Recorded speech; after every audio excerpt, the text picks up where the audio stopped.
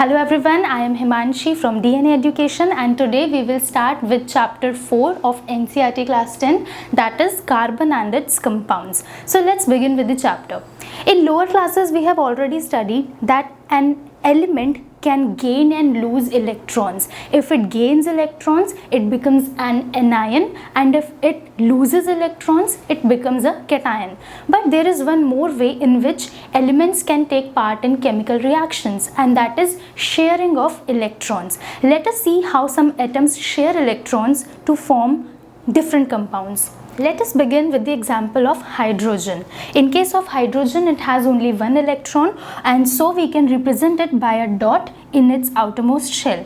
Now this one electron of hydrogen can also be represented in this way. This represents a hydrogen atom with one electron. This is another atom of hydrogen with one electron represented by cross. Now we see that both the hydrogen atoms are having only one electron with each other. What happens is that it needs to acquire one more electron to fill the innermost shell, because we know that the capacity of innermost shell is of 2 electrons, and to become stable all elements need to acquire a fully filled outermost shell. So a hydrogen atom to become stable needs one more electron.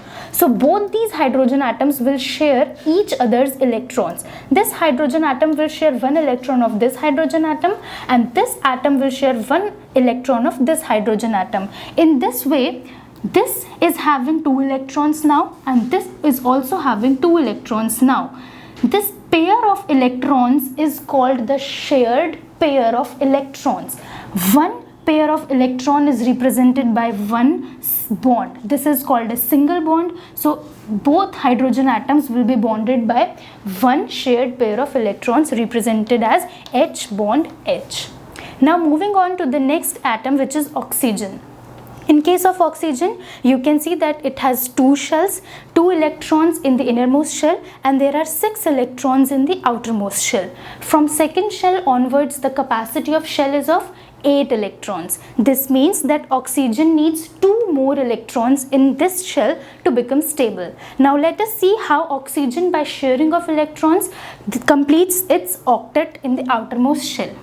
This oxygen atom is having 6 electrons in the outermost shell. Similarly, this oxygen atom is having 6 electrons. Now, this pair of electrons and this pair of electrons will be shared between these 2 atoms in this way. Now, if we can count the total number of electrons with this oxygen atom, we see 1, 2, 3, 4, 5, 6 and 7 and 8 of this atom as shared electrons. Similarly, this oxygen atom has 6 and 7 and 8 electrons shared with this atom. In this way, each of these oxygen atoms is now having 8 electrons, completing the octet. Now you can see that there are 2 pairs of shared electrons. As I have told you that one pair of shared electron represents one bond. Here there are 2 pairs of shared electrons, hence it is represented by O double bond O. That is oxygen, and this becomes our oxygen molecule, the O2 gas that we respire. Moving on to the next example is nitrogen. This is the electronic configuration of nitrogen. It has 5 electrons in the outermost shell. It means that it needs 3 more electrons to complete its octet. Now see, these are the 5 electrons of this nitrogen atom, and these are the 5 electrons of this nitrogen atom. These 3 electrons will be shared between these 2 atoms in this way. If we count now, we have 1, 2, 3, 4, 5 and 6, 7, 8 shared pair of electrons. Similarly, this nitrogen atom has 5, 6, 7, 8 shared pair of electrons. In this way, both the nitrogen atoms again are having 8 electrons with each of them. Now there are 3 pairs of electrons that are being shared between these atoms, hence it is represented as N triple bond M, that is the nitrogen molecule. So we see that atoms can share electrons by forming one single bond, double bond and triple bond. Now let us come to carbon. As we know that carbon has electronic configuration of 2 and 4, that is 2 electrons in the innermost shell and 4 electrons in the outermost shell. Now here comes a problem. In all the other cases we have seen that the shared pair of electrons were either 1, 2 or 3. In case of carbon, to achieve octet, it needs 4 more electrons in its outermost shell. Now there are two ways. Either carbon can gain 4 electrons. However, if it gains 4 electrons to fill the outermost shell, then it will become too heavy for this small sized carbon atom to hold these 4 extra electrons, and it will become unstable. Similarly, another way is that it can lose all these 4 electrons, so that now the inner full shell will become the outermost shell.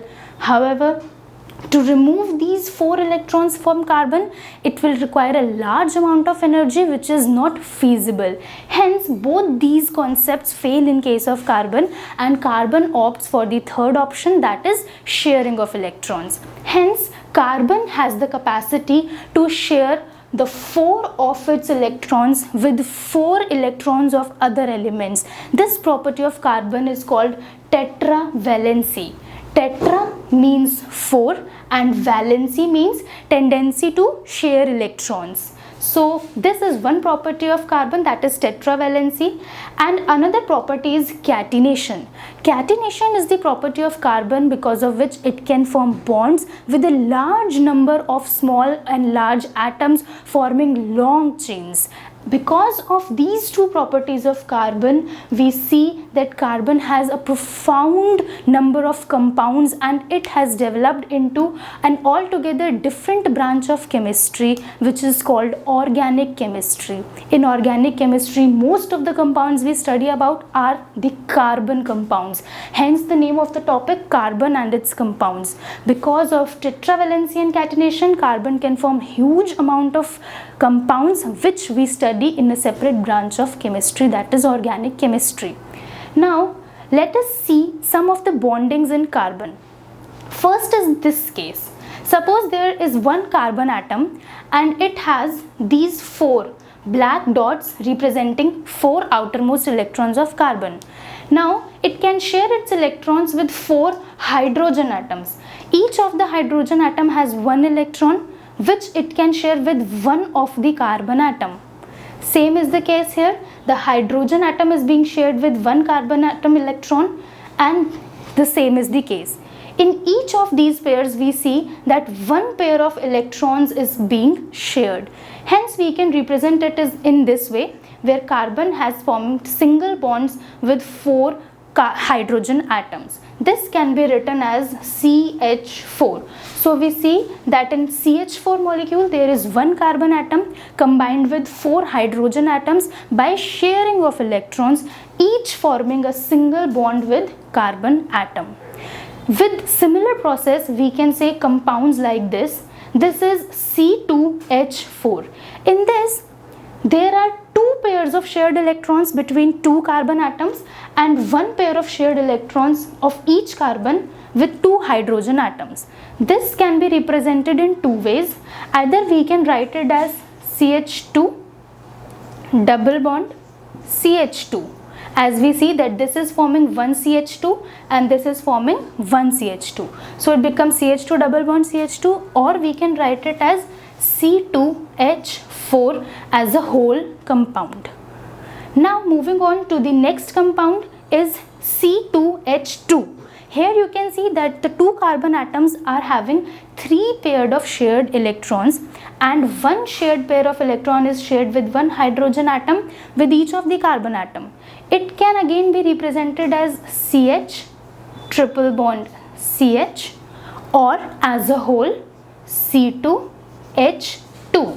So we can see that carbon can form single bonds, double bonds, triple bonds. It can show tetravalency, catenation. Because of these enormous and important properties of carbons, it is having a wide range of uses in our daily lives too.